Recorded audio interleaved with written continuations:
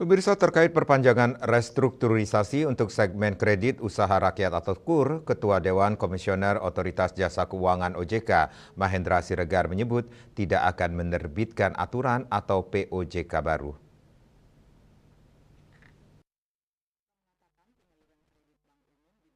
Mahendra menjelaskan seperti dikutip dari kantor berita Antara, pihaknya telah mengatur POJK tentang mekanisme restrukturisasi kredit pada masa normal.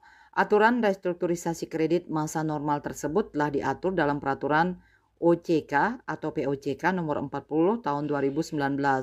Ia mengatakan perpanjangan restrukturisasi sebenarnya sudah bisa dilakukan, namun diperlukan adanya penyelarasan dengan keputusan pemerintah terkait berbagai aspek kriteria penerima kebijakan tersebut. Namun ia menambahkan pemerintah saat ini tengah menyiapkan suatu skema restrukturisasi KUR pada periode waktu tertentu.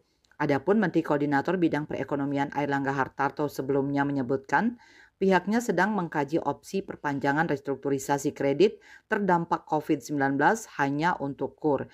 Ia menilai kelompok kelas menengah ke bawah lebih membutuhkan perpanjangan restrukturisasi kredit tersebut. Bali Post melaporkan.